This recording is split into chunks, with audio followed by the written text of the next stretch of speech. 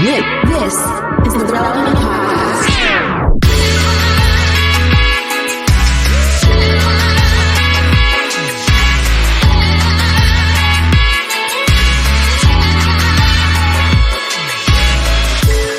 It's episode 986. Wow. It is the Relevant Podcast here in Orlando. I'm your host, Cameron Strang, and joining me from Loverland, Virginia, it's Jesse Carey. Hello, hello. From Austin, Texas, author, speaker, podcaster, Jamie Ivey. Hey, guys. Fully back from the sabbatical, by the way. And from, I guess, today, she's in Colorado Springs, Colorado, our very own downtown, Emily Brown. Hey, y'all. Emily, listeners know that you have, for the last year, been gallivanting around the globe, and it's a daily exercise to figure out where you are working from. Why are you in Colorado? Because it is too hot to be in Texas. Jamie, my heart goes out to you. I couldn't do it. I had to escape to the mountains. It's so nice. I'm wearing fuzzy socks right now. Oh gosh, it's so nice out here. I'm so sorry to everyone in the heat. I just couldn't do it. it is so hot. We like to take our dogs for walks at night, and we're like, how late? It's like the sun is nearly setting by the time we can actually get outside and get a lap in around the neighborhood before me, Aaron, and the dogs don't die. It's so hot right now. It's what's hot? What's Texas hot? Yeah. What is it? It was 112. Yeah, I mean, it's been way over 100 for lots and lots of days in a row. Mm-hmm. I want to know, what happened with misters? I feel like during COVID, we'd have a lot of misters around because people are eating outside, Are you saying people are just too casual calling each other by their first name and they're not saying Mr. Carey? Strang? I think with everyone sweating all the time in this heat and, people just, wearing less, we need to make it up with formality somewhere and just have misters. Mr. No.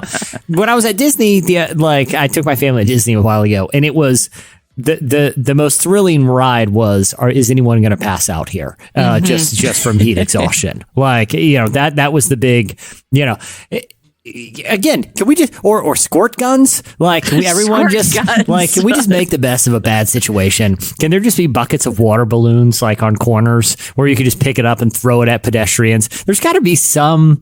I mean, this is I get these are scary times we're living in, and why not squirt guns, and why not have a city that's just a very forward-thinking mayor? If I were mayor, this is what I would do. I'd have him beat the heat blocks where it's just ongoing water fights where you could just walk in and out of all day. I think it would do a lot for morale and keep people a little cool. Jesse, you are aware that the entire west half of the U.S. is in a historic drought. Lake Mead, the Hoover Dam, is the pipes at the bottom of the lake are getting exposed because the water level is at a dangerously low level. Waste water. You can't have blocks where you're just shooting water in the air. It all goes back right to the ground. Come on. Right into the No, it doesn't. It evaporates. Okay, I have a question then. Cameron, who's been to Rome? I know Cameron has. I have a couple times. Emily, Jesse? Okay, so Cameron, in Rome, this was one of the things that was most crazy to me. There's just water fountains everywhere. You just literally bring a cup or put your face under it or your body under it, whatever, over the entire city. I don't mean to be dumb here, but where does that water come from? Where does it go? Our first thought was can we drink this? And then everyone's drinking it. So we did. How do they get to do that? And we can't do that here in Austin. They have that in a lot of cities in Europe. Paris has that too. They have a water system the water it's amazing. Pulls from. Yeah, it's a lot of cities. I know Paris especially. They are very proud of how clean their water is because there's all these water fountains you can just go and use, and it's not which is so funny because in America there's so many places that it's don't drink the tap water, it will kill you. Which I think someone should really get on that. I don't know who we need to get in contact with. Why not, for my water fight idea, if we just use seawater? We got plenty of that, and that's rising. We're getting more of that. Where you are, Indiana's not going to be able to pull from the ocean, right? Pipes, water fight pipes. If we learned anything from the Romans, Emily, you build huge aqueducts all over the continent and share the water. It's all good. From the Atlantic Ocean all the way straight into Indiana. Just a slight little trickle. You're just filling up. By the way, guys, I don't know if you guys have seen the latest in water balloon technology. I used to hate water balloon fights when I was a kid because there's nothing worse than spending an afternoon filling up a bucket of water balloons that you spend the entire day filling them up, and then it's done within like 5 minutes of the water fight, right? Yeah. And half of them burst on you when you're trying to tie them. You guys understand what I'm talking about, right? Yeah. Totally. Oh yeah. Are you talking about the ones now where you just hook it up to the end of a hose and it fills up 100 balloons at the same time? Yeah. They have it too easy. They have it way too easy. You're not filling up water balloons unless you're spraying them all over you the whole time and you get blisters on your fingers. These ones where you just hook up to the hose and all of a sudden you've got like 40 water balloons. Yeah. It's depriving kids. I know I sound like an old man here, but we're going to end up with a snowflake generation that never learned to tie a water balloon. And then we're going to be in a lot of trouble. We're going to be in a lot of trouble. You know, it's a valuable life skill. You got to learn it. It really is. It really is. But I like my solution for beating the heat, which is just. I like your solution too. You know what I did? I moved into this house however many years ago, and it's on a lake, right? And I thought to myself, why would I pay to water my lawn with city water when there's a lake right there? Mm-hmm. So I had them run a pipe from the lake up to my irrigation pump, and I'm just pumping like lake water. And you can do that? That's okay? No cop has told me not to. I don't know. I mean, I got a company to do it. So I'm just pumping lake water all over the place and it's free. So like, hey, Jesse, I'll set up a front yard no one owns spray station. No one owns a lake. Just like no one owns the ocean. My water costs as much as anybody's. As far as just drive by my house, cool off for free. We're all good. Yeah. That's what we should do. But yeah, ocean water, Italy's surrounded by ocean water. Let's just spray. Just ocean slip and slides. I mean, like I said, we got to do something with the seawater. It's creeping up on us. We all know that. Is the ramp now going to be a slip and slide from the ocean to Indiana? You can slip and slide down the ramp. Oh, all the way. Slowly. It's very slowly. It's a transportation system, too. Like, instead of making a road trip, you're just like, all right. I got an inner tube. I'll see you guys in about 6 days, and I'll be in Indiana. There's nothing worse than getting stuck on a slip and slide where you can't move. You're like, get it, and then you stop. Do that rocking back and forth thing. Yeah, we're like, we need more baby oil. A little off ramp. Baby oil? What are you doing on a slip and slide? Well, you can throw baby oil on it to get you sliding faster. Yeah, dishwash soap. You don't do baby water. Biodegradable Dawn is what you use. Okay, well, whatever you want to use. She kills her entire lawn. It's just covered in oil. My rules. And the rules are, there are no rules. Whatever you want to throw up there, I don't care. Just keep it moving. I guess oil and water don't mix, so the oil would just stay separated the whole way, I guess. Yeah, I mean, the more we talk about this, the more, I don't know why Pete Buttigieg, our transportation secretary, and erecting water slide aqueducts all over this grand country. I'm sure he's going to hear this and immediately implement this. Yeah. Some of the most fun we've had at this house is there is a big hill in the backyard that goes into the lake. So I went on Alibaba or whatever and bought like a 200-foot long tarp, like a rubber, plastic tarp. And it's like a mega slip and slide. It's like 50 feet wide and 200 feet long. And we just go up at the top and I put like all these hoses at the top and all this Dawn, soap on it. And then I got these little like surfboard inner tubes that has like two handles, like kickboard type style, but you blow them up. And so we have a whole bunch of those and you just go up to the top of the hill and just right down and you end up in the lake. And then it's just it's so much fun. If you want to wear out a bunch of kids, put a big old tarp in your backyard. Yeah. That's all you need. It's not like when we were kids and we set up the slip and slide, we never really had the foresight to think about where it's ending. And it would always be a little close to the driveway because you want to go the length of the front yard. Yeah. You're not going to run across the driveway in bare feet. But it was really, could you barrel roll off of the side of the slip and slide before it just ends up with road rash, down the driveway? See, I'm not paying for that slip and slide brand name markup. You know what I'm saying? I'm going online. You just get a plastic tarp. Give me a hose. We're good to go. I'm old school. We've done it. Oh, yeah. Anyway. All right. Well, we have a great show in store for you today. Coming up later, we are joined by one of our favorite bands, the Mountain Goats. I know when you saw the episode name, you were curious if we were doing a petting zoo. Well, Tyler sent me a thing a while ago, said, hey, will you interview mountain goats? And I was like, I guess. That would be fascinating. That would be fascinating. And I came back with shimmy up hours of tape from my local petting zoo, and it's unusable. But you should have been more specific. That's on Tyler. That's on Tyler. Were they not cooperating with you? No, it's just their political opinions are shocking. Shocking. Oh yeah. No, they were cooperative. I just was pretty offended by some of the too hot takes. for podcasting. Got it. Mountain goats, they're horrible creatures. They're coming up later. Also, we have your feedback at the end of the show, but stay tuned. Right now, Tyler joins us for Relevant Buzz. Oh, son of David, have mercy on me. Oh Lord, have mercy. Oh Lord, have mercy. Have mercy on me. Have mercy on me. Oh Lord, have mercy. Oh Lord, have mercy. You're listening to Ryan Ellis featuring Brandon Lake. The song is Son of David. Well, today's show is brought to you by BetterHelp Online Therapy. People don't always realize the physical symptoms that can be indicators of stress, like headaches, teeth grinding, and even digestive issues.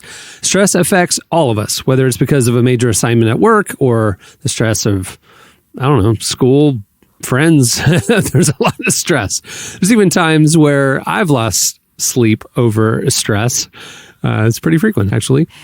Stress shows up in all kinds of ways. In a world that's telling you to do more, sleep less, and grind all the time, here's your reminder to take care of yourself, do less, and maybe try some therapy. BetterHelp offers customized online therapy that offers video, phone, and even live chat sessions with a therapist. Plus, it's much more affordable than in-person therapy. And right now, Relevant Podcast listeners can get 10% off your first month at BetterHelp.com/relevant. That's BetterHelp.com/relevant.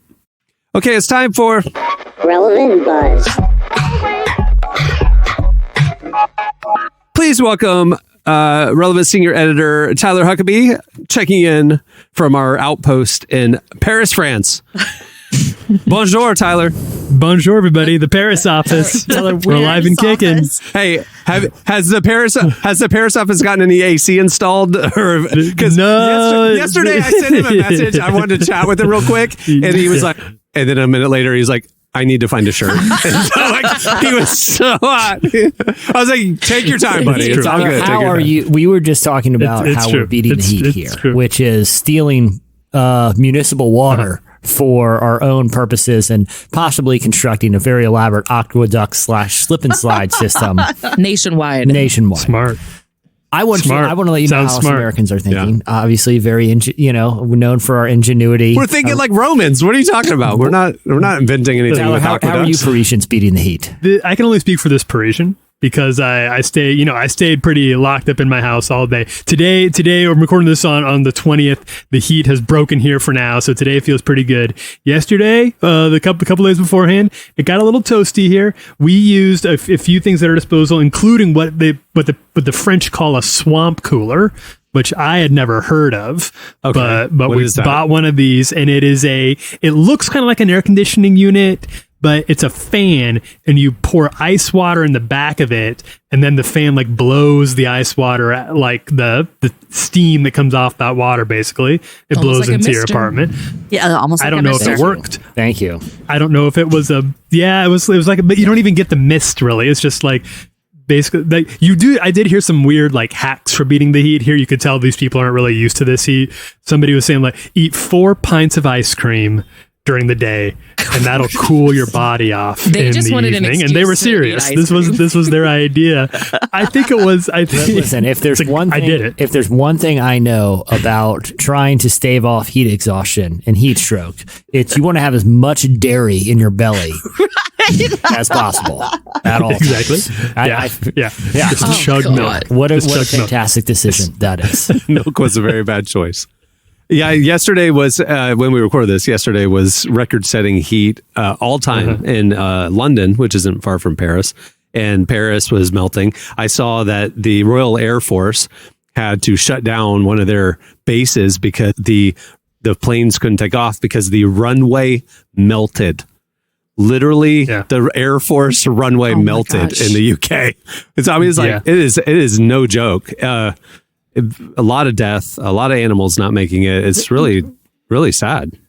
Yeah, it is. You can Google images, and you should, because they are pretty haunting, of like traffic lights melting in the heat in Paris. And there's of course wildfires here in France, in the south of France, quite a ways from Paris. So I'm not having to deal with it just yet. But we're making light of it, and people are joking about it here in Europe, which is kind of the European way, obviously. But it is obviously very, very serious, and the result of warnings that have been sounding for decades. Too bad. It would have been nice if somebody had heeded those warnings, but too late now. So no use crying over spilled milk, especially when we're using all that milk.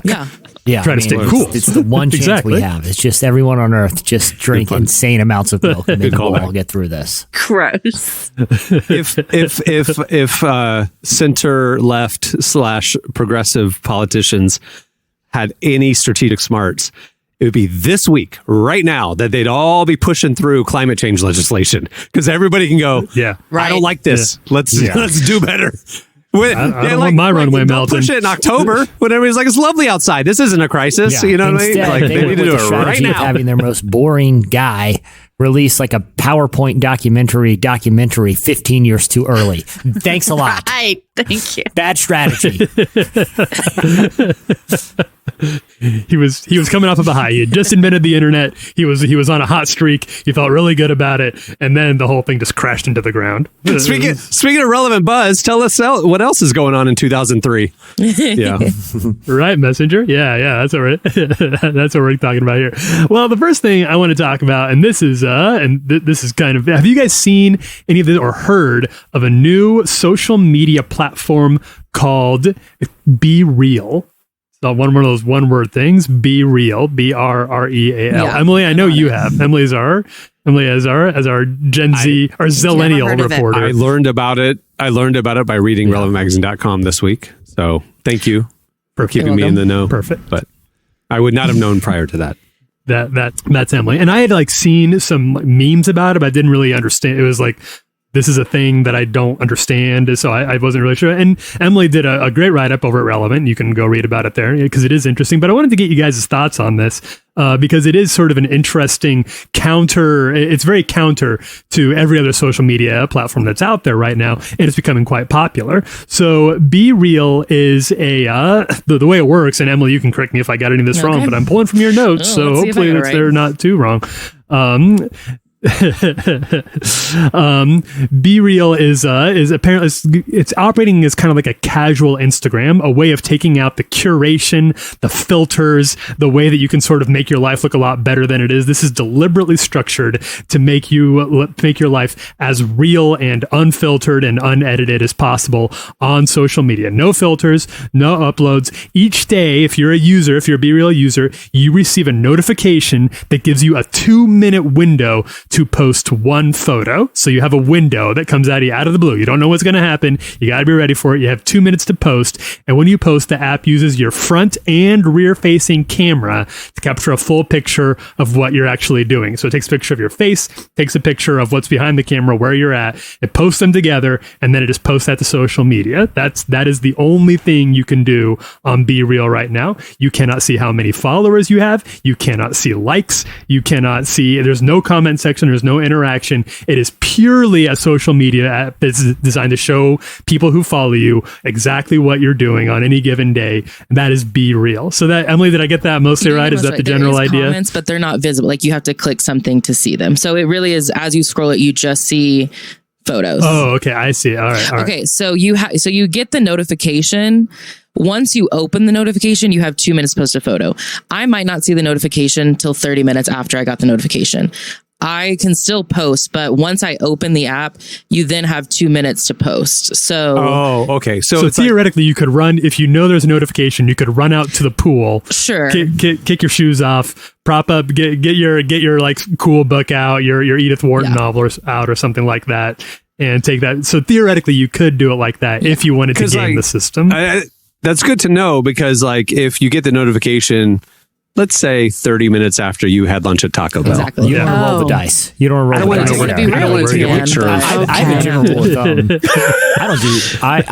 I'm very conscious what happens 30 minutes after a Taco Bell meal, because the outcome can be very unpredictable. It's just good rule Yeah. I have shut my phone off. I've turned off the lights in the house. I've pulled the blinds. Yeah, we're settling in. Well, I got a window about 45 minutes where I need to lay low and just know the proximity to the restroom, and maybe I need a glass of water in case I start getting the meat sweats. Yeah, or milk, or milk if it's hot. I think you're hatching an idea for an even better social media app called Too Real. So it's like Be Real Plus, Too Real, where you really it's really unfiltered to the point where you're like, I wish there was a filter here. I would love for there to be a filter, but it can't. It sounds more like an interesting social experiment than it does like a usable social media platform to me. Like, I do think like let's strip away all the stuff that people complain about from Instagram, but also all the stuff they secretly love about it. You know what I mean? And see, here you go. Right. Now do you like it's like they put pudding at the end of a salad bar for a reason, right? Like you could tell yourself you want that salad bar, and I'm doing the healthy option. But when I look at it at the end, you got a big slather of pudding on the corner of the plate, and about half of the things on your salad are like diced up ham cubes, right? Like, who you kidding here? Okay, just go to you get the analogy though, right? Like you can tell yourself you're, I do. Know. Yeah, you're right. Hopefully it works, Maybe it was launched by Meta. Maybe they're behind it. So secretly, you're saying no, it wasn't. You don't know what the shadow companies are doing, but the idea of them saying, "Oh, you don't like our algorithm and what we've done to Instagram." Well, here's the other option, and it's so bad that everybody's like, "Okay, never mind. We don't want that. We love Instagram now." Maybe they're doing it to make themselves look better. That's what I think. There you go. This is actually making me like Instagram even less. Oh, so. Like I have interesting. I have a friend. Are you on Be Real, Emily? I am, yeah. And I actually have a friend who this is now the only social media she uses. She got off she was already off everything else. She had Instagram, and now she's like, I don't want to go on Instagram again. So it is funny because probably 90% of like my feed when I scroll through it, like everyone's just either at work or like watching a movie on their couch. Like it is very casual. But it is also really good to remember not everyone, like I did post on Instagram yesterday that I took a walk through the mountains. For my Be Real, it was me sitting like at this desk with my computer. And it's like, that's what my day looks like most of the time. For an hour, my life looked walking through a mountain, but the other 23 hours I was in this, so it's just a good, working at one of the most exciting media companies in the world. Yeah, that's pretty cool. It's pretty cool. Sorry to break the illusion. No, but isn't that part of the and I'm just playing devil's advocate here to a degree, but isn't that part of like I get it. Most people's day-to-day lives are pretty boring. That's why Instagram works, is because it just shows us the interesting parts. Like, you know what I mean? Like I'm in a Zoom all day, like I spend a lot of time in Zoom meetings or on phone calls. Most of the time I'm looking at people staring at a screen, looking back at me, right? Like, I feel like when I scroll, it's usually just for some sort of escapism from sort of the mundanity. Again, look, hey, good for them to find like a contrarian sort of a way to share your life. I just question the, how much reach it's actually going to have. Not that I'm like trying to disparage it. It's a gimmick. It got a headline. It'll be done in a month. Not in a month, but I mean, it's just not going to. It's cool. I have hopes it'll take off. It's worth talking about. I do wonder if there's like a halfway house. Like, could there be could this spark some sort of middle ground? Like we've known. Wait, and we've are you talked saying about it social on this media app podcast. for former addicts and convicts? Is that what you're saying? No, I didn't mean that kind of halfway house. I didn't mean that kind of halfway. I meant a midway point between Instagram, which we know has sort of has caused mental health issues in its users because of unrealistic body types and expectations of what their lives can look like, and Be Real, which maybe is a little too bland to really take off in a serious way. But I would like to see more brands finding ways to push back and and actually try to help their users. So maybe this could be a step in that direction. I don't know. I'm not on Be Real, not yet. Speaking of Be Real, did you see the story where a little boy picked up his dad's phone and posted a photo on Instagram of his face? He's like smiling, but his dad's naked in the shower behind him.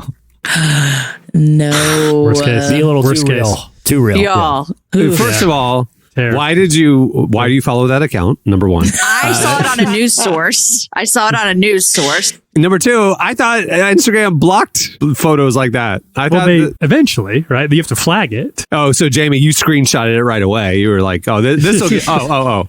It was like getting passed around. I did not see this. No. I did not see it. Kind of like he was being real. That's all that was happening. Just too real. It goes on too real. Yeah. Too real. Very real. Yeah. Being a little real. Too real. Yeah. Be real plus. Be real after dark.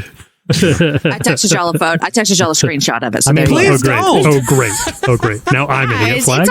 Do that. It's on the news. It's this cute little kid, but look behind him and his dad's naked in the shower. My covenant eyes is going to be popping up. You just made my messages app get flagged. This is what we like. There's my pastor. He just texted me. You're going to be getting a call from pastor anytime now. Jamie, I looked at it. It was funny. It's funny. My new French pastor. All right, what else do you have, Tyler?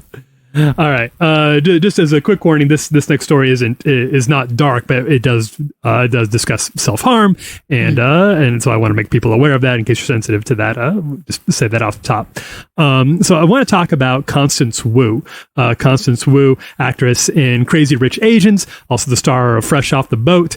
Now, a few years ago, you might remember Emily. I'm sure you remember as our celebrity gossip columnist. I keep pulling you in to do tag team on this, but do you remember the little bit of controversy when Constance Wu got kind of like mildly dogpiled in 2018? Do you remember what happened there? Yeah, so Fresh Off the Boat had gotten renewed, and I tweeted, I believe, and she just was not thrilled about it because of its renewal, she had to pass on a passion project that she really wanted to, and people. The Passion of the Christ? No, I don't think she was going to be Jesus. The reboot. She's Mother Mary. Oh yeah. Sorry. But a lot of people. Passion project. A lot of people just absolutely flamed her and said she was being ungrateful and that she should think of if the show had gotten canceled, so many other people would lose their jobs. Just were very rude to her. It was very hard to watch. It was a few days of kind of blasting for being a little out of touch or coming across as elitist. And then, like so many of these things do, it's here and gone. Nobody would have remembered it, and for a few days you feel like everybody on the internet hates you, and then it's over.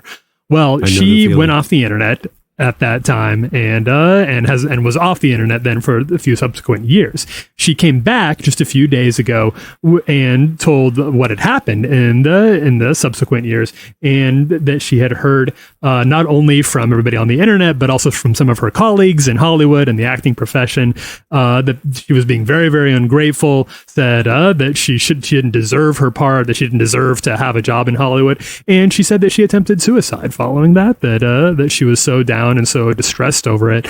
She said, fortunately, a friend found her, took her to the emergency room, and fortunately, she was alive. And she's said she's back. She's ready to try acting again. She's written a book about the experience. She said, and this is a quote, it ignited outrage and internet shaming that was very severe. I felt awful about what I'd said. And when a few DMs from fellow Asian actresses told me I'd become a blight on the Asian American community, I started feeling like I didn't even deserve to live anymore. Wow. I was a disgrace to Asian Americans, and they'd be better off without me.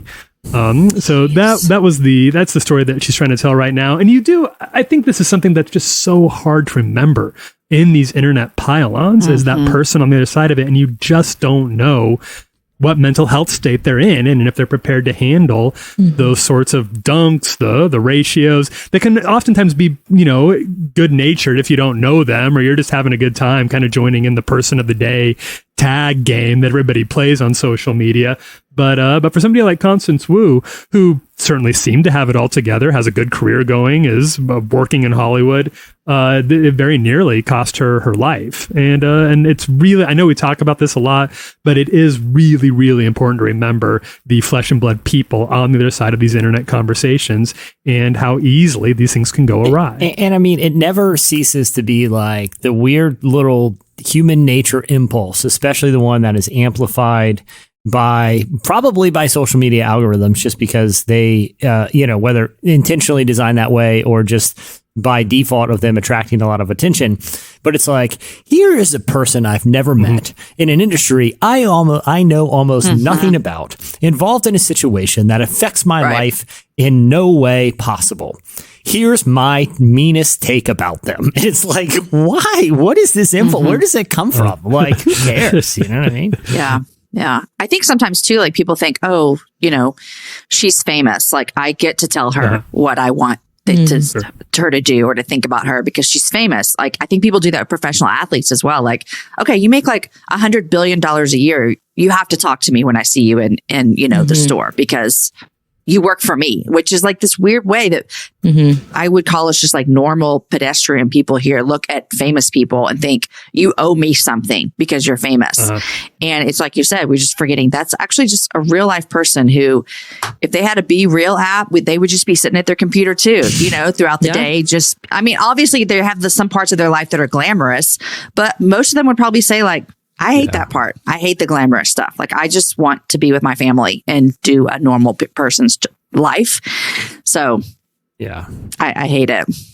Yeah. I mean, there was an entire episode of The Kardashians where they very excitedly went to the grocery store and got their car washed like normal people. And it was the first time they'd done that in years. How fun. We're like the normies. I was like, come on. I do. But even that stuff is like this things that Kim Kardashian probably has gotten said to her and about her on social media channels would probably freeze the blood to ice in our veins if we could see like 0.05% of it, you know, and it's and that sort of stuff. They've grown up in it, and I'm sure they have people, you know, multiple layers of filters between them and the worst of that type of content. But it is still, and she said something that I thought was really good at the end of the note. She said, Asian Americans don't talk about mental health enough. We're quick to celebrate representation wins, but there's a lot of avoidance around the more uncomfortable issues within our community. Even my tweets became a subject so touchy that most of my Asian American colleagues decided that was the time to avoid me or ice me out. I admit it hurt a lot, but it also made me realize how important it is to reach out and care for people who are going through a hard time. And that is, I don't think you'll ever regret if you suspect that somebody's going through something, if you have reason to believe that they've, you know, been through their own, whether it's being canceled online or just, you know, what you know to be a bad day. I don't think you ever regret reaching out and saying, hey, I hope you're doing well. I'm thinking of you. And I'm glad that she had friends in her life who could do it. I think it's also important to remember 2018 was actually a really big year for her. That was the year that Crazy Rich Asians came out. And that was a huge like win for the Asian American community. And so for all of these people to immediately jump on her and say like, well, you shouldn't have been, like, there were people saying like, I wish someone else had been cast in that role. And it's like, we had like 2 months ago, we were just celebrating that she was bringing, you know, this story, or she was part of bringing this story to the big screen. And now she shouldn't even like, you know, be in the credits. And she's like, she's the lead character in it, you know? And it's so, you know, we talk about, you don't know what people are going through. She arguably was at the top of her career. And even then, like the word, like getting piled on like that for anybody, like it doesn't matter how high you are, you can come down so low very quickly. And I think that's important to remember, is that it's not just someone in their low being hit is going to be hard, but like you could be doing great and then have people, no one likes people commenting on them. Like, I don't know anybody that loves negative comments. If they do, they're lying. And so I think that's just really important to remember too, that it's not just the people that are already in a low place, but anybody can quickly get to a bad place. Emily, you could just tell me directly. I apologize for the messages I sent you on Be Real, okay? I was the Be Real comment. I'm sorry. You don't have to put me on blast like that. God.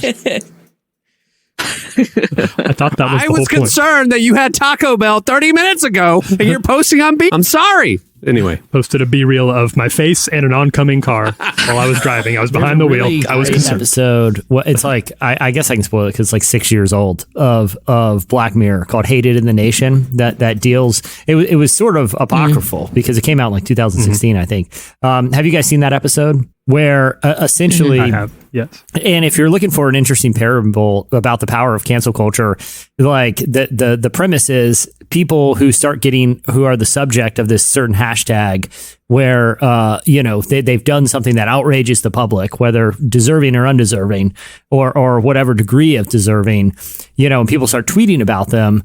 once the hashtag hits a certain level, that person dies this mysterious death. And it kind of comes out that, like all things with Black Mirror, there's a lot of little tech stuff going on behind the scenes. But, the government had made electronic bees that would replace the bees that are dying. But somehow the bees get involved in this algorithm and start targeting people who they think are targets of like collective hate. But anyway, it's a really interesting parable about our tendency to, inflict real world harm through what we see as just one harmless little tweet that kind of throws into the void. But in that episode, obviously, that's a literal and a metaphor for, tipping the scale of somebody's mental health and causing them real harm just because we like the satisfaction of pointing out other people's wrongs. Most likely just feel better about ourselves. And that's what I think the impulse that I think, needs to be kind of held in check sometimes. Jesse, I think you got your shows mixed up. I believe the killer bees robots that the government controls, I think that was in Austin Powers 3. I think game domination. I conflate a lot of the Austin Powers series with Black Mirror all the time. Yeah. They're so similar. A lot of people remember Mike Myers' affinity for thoughtful and often haunting parables about the modern human condition when infused with technological advances throughout his career. Looking at you, Love Guru. Hey, I saw Master of Disguise. All right. What else do you have, Tyler? Anything? The final one. This is always good to see this guy come back. Marcus Mumford is back. He has sons. It is just Marcus. He is doing a solo album that is called Self-Titled, and we have our first single, and here is a clip of it.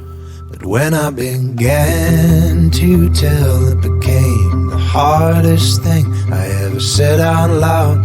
The words got locked in my throat.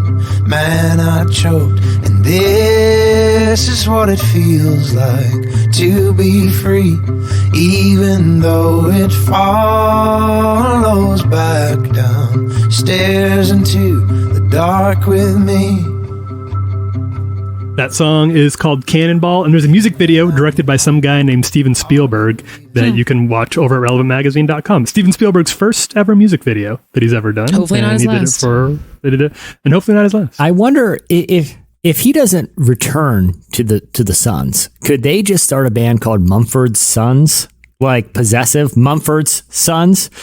I feel they probably want to keep the brand together, and that seems like, well, technically you are Mumford Sons. Sure. If I were to believe the last band name, that seems like a fair split for both parties. When people, I'm talking like it's still 2011, but a lot of the Mumford & Sons music, obviously a lot of people could extract spiritual tones in it. This feels Christian. I can't put my finger on it. Y'all know the whole family is Christian. They're leaders PK, at right? Holy Trinity Brompton in London. They're in the worship scene. Just like Chris Martin from Coldplay, his entire family are worship leaders at the Vineyard in London. And he's like the black sheep of the family because he's the only one that's not like vocationally at like working in the church. Is that really true? Yeah. And Marcus Mumford is the same. He's not a black sheep. He goes to the church and stuff. But that's their home church is Holy Trinity Brompton. So like you're not crazy when you feel the spiritual notes in Coldplay and Mumford music. It comes from their DNA. So. And it's weird now how every church is trying to sound like either Coldplay or Mumford & Sons. And they're the two that came out of that. We can't speak for the parents of the Sons, though. They were in all kinds of. They were dabbling in all types. Oh no, they're ragamuffins from the other side of the town. No idea. Yeah. All right, there you go. That'll do it for Relevant Buzz. There's a whole lot more. We cover stuff all day, every day. Make sure to follow along at relevantmagazine.com and follow us on all the socials for the latest. Thanks, Tyler. Thanks, everybody. Au revoir. See you, man. Au revoir. All right, stay tuned. Up next, the Mountain Goats join us.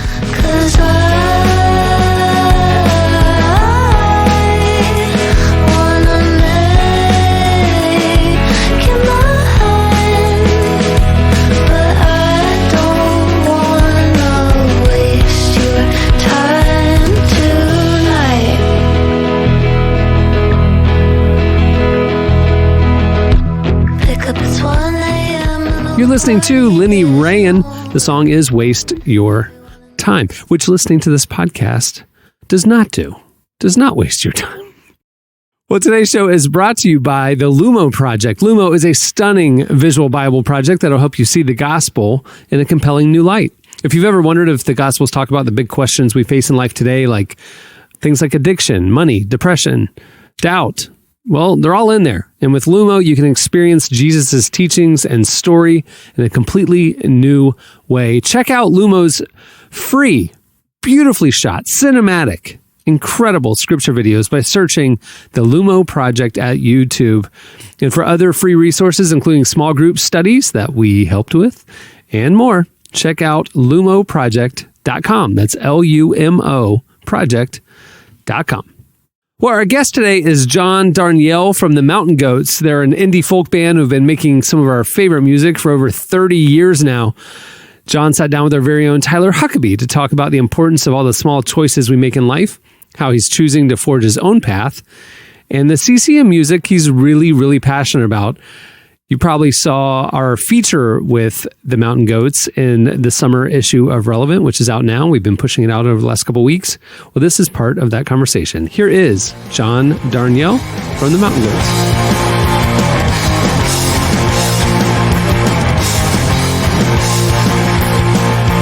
For the pedal at the green light. Watch the traffic. All drift right, barrel forward, unimpeded. Switch lanes as needed, be flexible. I really did, and I don't just say this, or I wouldn't just kind of butter you up with this, but I really enjoyed the album a lot. I thought it was really, really fun, and it felt very different. It felt very different for me from other Mountain Goats albums, but it sounds like what I'm hearing you say is it was almost a return to form in some ways for the kind of writing that you used to do. The writing process is.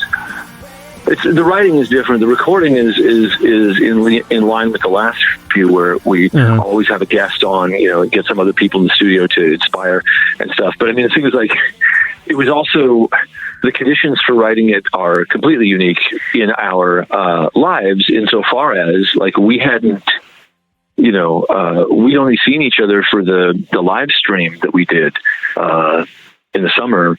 And short of that, we'd gone a whole year barely seeing each other at all, whereas normally we see each other every 6 weeks. It's like constant. And we're on tour, we're making music. And instead, for 9 or 10 months, we'd been at home, right? And that for all of us was very dislocating, right? Which is ironic because we were in the same location, but it was very dislocating. It was an arrest to this constant movement that we in the band have all been on for 10 or 15 or 20 or 25 years. And so we got back together in a house in the woods, and it felt really amazing just before we even played a note of music. It really just was great to be sort of back in our feeling the momentum again. And that, I think, is what you really hear is real drive, to make the record. But I mean, there's other stuff in there too. It's also that Alicia produced it, and there's some differences there. It's everything's up tempo, right? I haven't done a record where there's like no down tempo songs at all in a million years, if ever. So Bleed Out is the only one with the tempo flags. Otherwise, it's all fast stuff. And these are all, it was sort of just something I felt like doing, it probably reflects some agitation in having been in the house for the better part of the year. I am gonna make it through this year if it kills me.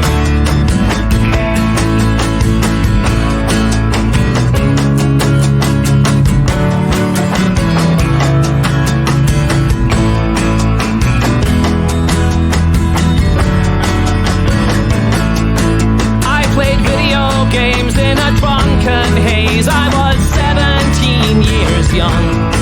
Hurt my knuckles punching the machines. Do you feel like, having had some time away from the road and now getting ready to be back on it again, there seems to me like, as I've interviewed a lot of artists about this, a sense of almost responsibility. Like, people are coming to a show looking for something that they haven't gotten in a little while. Is that a responsibility that you feel, or is that a sense that you get from the people who come to a Mountain Goats show?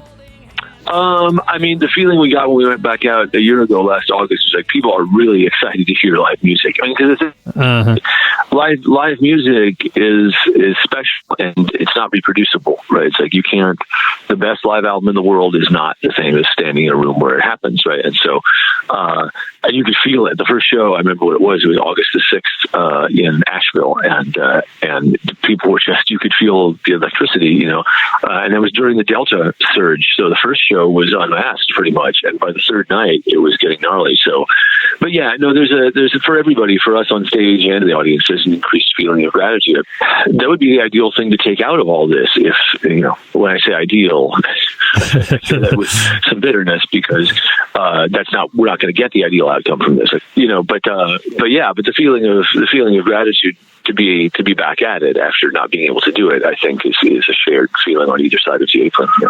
Well, what is a life of resistance, or at least in your life, what is learning to resist these societal or cultural impulses? How does that work? How do you even do that without driving yourself crazy or spending every day like going against the grain? No, well, that's the thing. I just live my life. I like everybody else, when I'm talking about these ideas, when I'm talking about ideas, right? I mean, but in my day to day, I wake up and I do what's in front of me. I cook or whatever, but it's a bunch of. I mean, I think there's a line I keep referring to lately, and I'm pretty sure it's in Mere Christianity, but it might be in the Screwtape Letters, right? Where C.S. Lewis talks about all the small choices you make eventually shaping the person you become, right? Mm-hmm. Now, if he's talking about whether you're going to be wind up being acceptable to God or not, right? So that making. And he does a very attractive thing. I think it feels like it's in Screwtape and not in Christianity, but I'm not sure. It's been a long time. But what he's talking about is like, if you make the big choice to murder someone, right, that may or may not tell me much about you, right? It might have been a bad time in your life. You might have been on a lot of drugs. You might have been defending yourself. You wind up committing murder. That's terrible, right? But if you every day choose to be a little petty, right? If you every day deny somebody a little help that you could give at no real cost to yourself, right? You are going to become a much worse person than the guy who murdered somebody one time, right? By the time you're 50, you're going to be an unpleasant person to be around. Everybody will know it, right? It's like, and you will have a hard time getting back to be the person that that presumably you would want to be, like a person about whom people say, well, he's generous, he's, a good person with decent values. Whereas the person who murdered somebody once, a lot of people say, well, that guy's just a murderer. But, this is why we talk about circumstances. This is why when we frame justice issues, we have to look at bigger pictures than just what was the crime, because, the choices you make every shape the person you will become, whether you believe in some afterlife or not. I think that seems almost self-evident, right? That like every day, the way you choose to react in the moment to whatever, right? Raskolnikov felt sick, but he couldn't say why. When he saw his face reflected in his victim's twinkling eye. Some things you'll do for money, and some you'll do for fun. But the things you do for love are gonna come back to you one by one.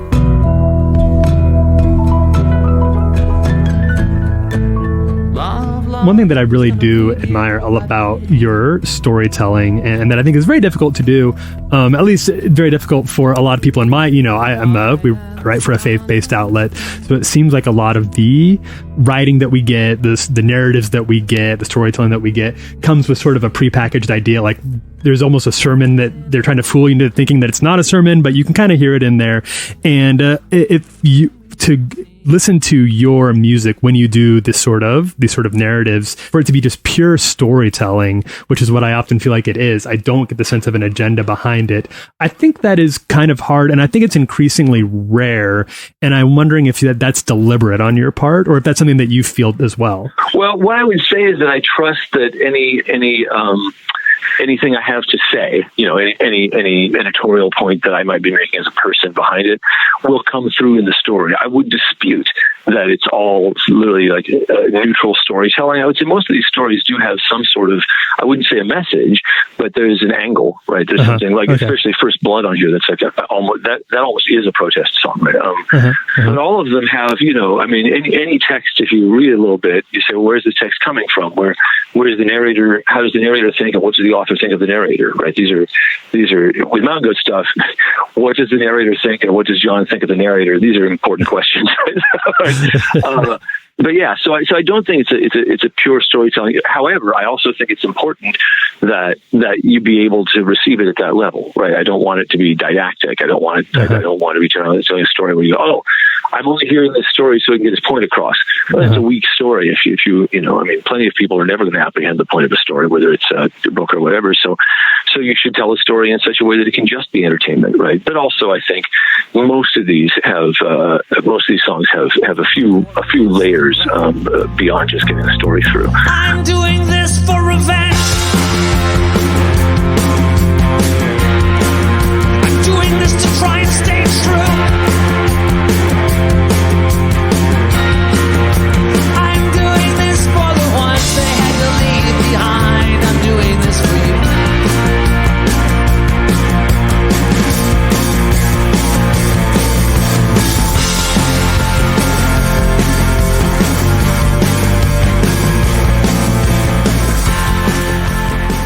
That was John Darnielle from the Mountain Goats. You can read our full interview with him in the summer issue of Relevant. It is available for free.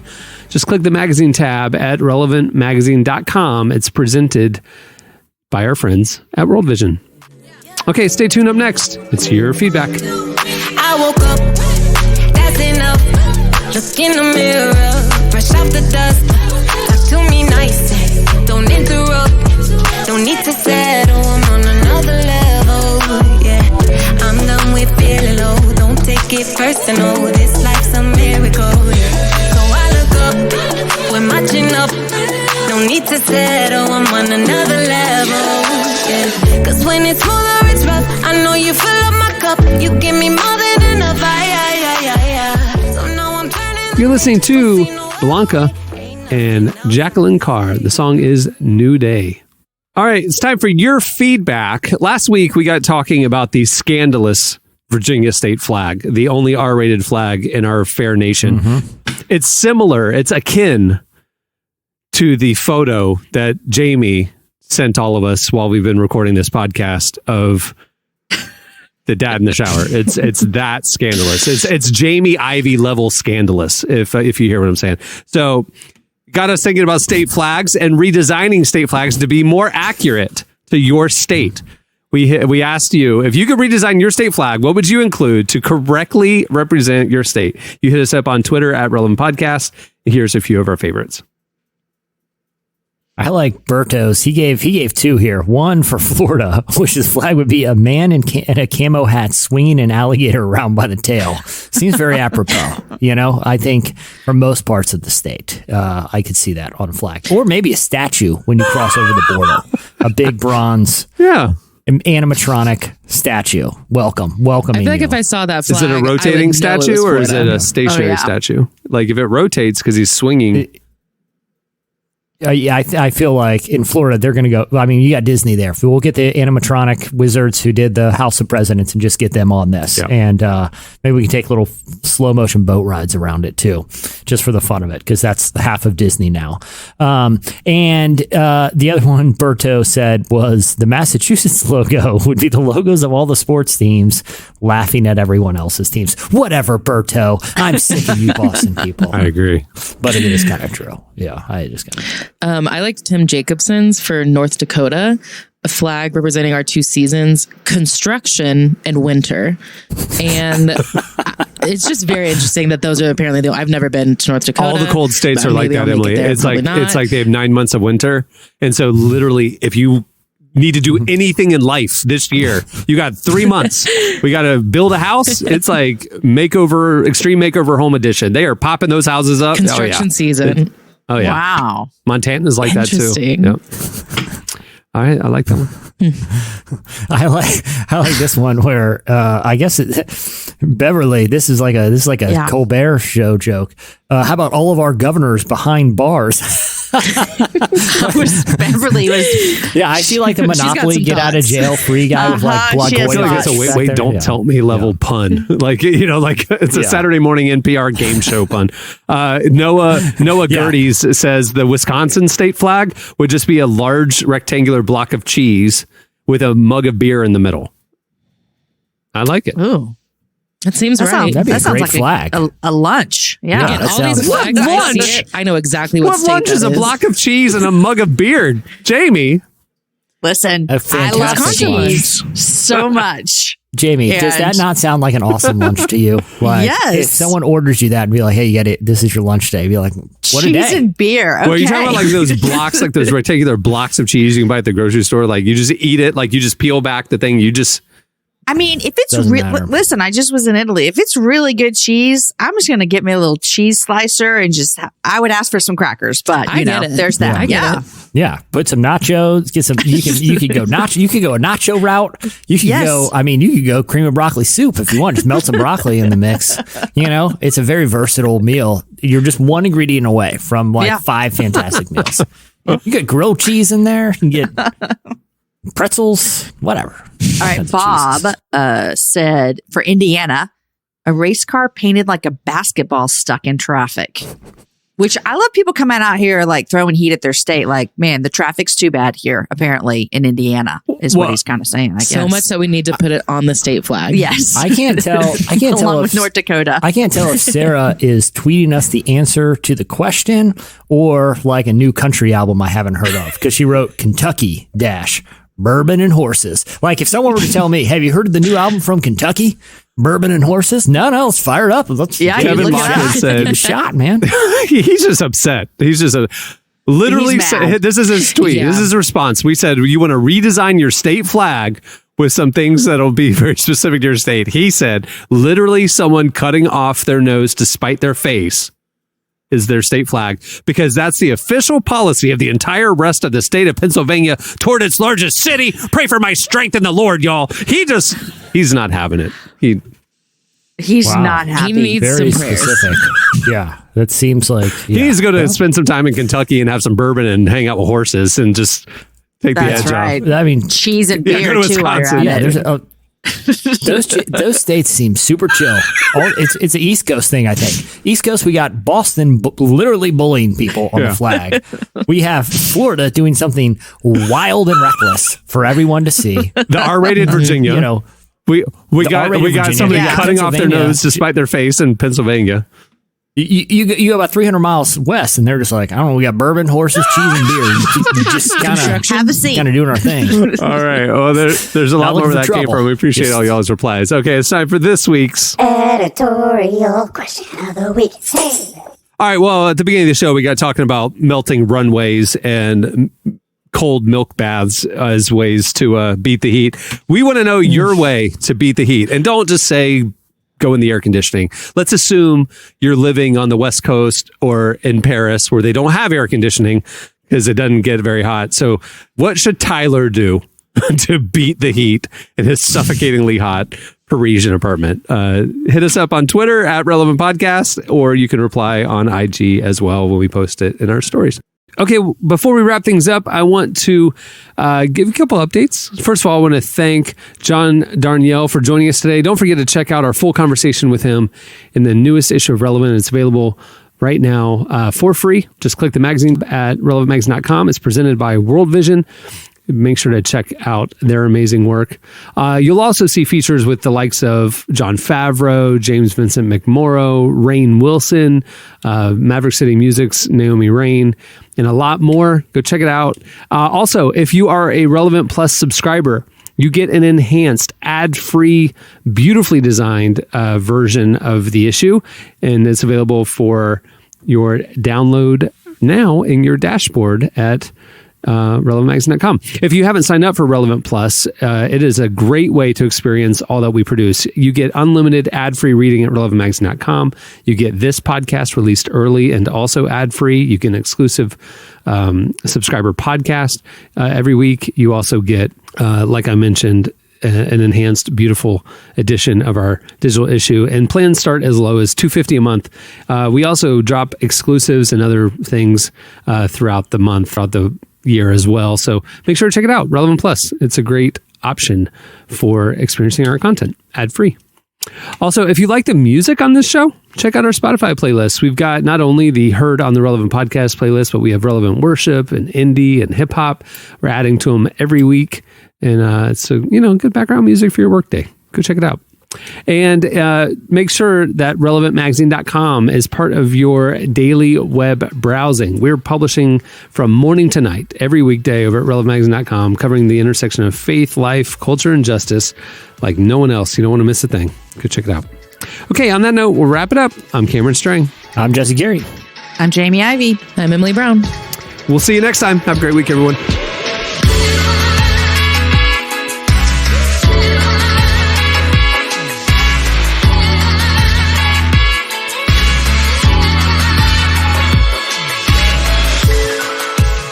For listening to the Relevant Podcast. Check out our features, interviews, and news updates every day at relevantmagazine.com. And make sure to follow Relevant on Facebook, Twitter, and Instagram for the latest.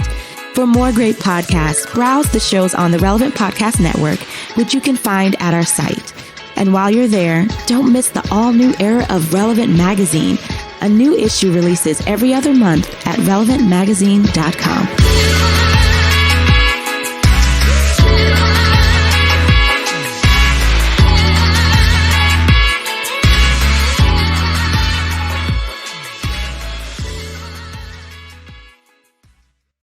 Everyone on earth, just drink insane amounts of milk and maybe we'll all get through this. Relevant Podcast Network.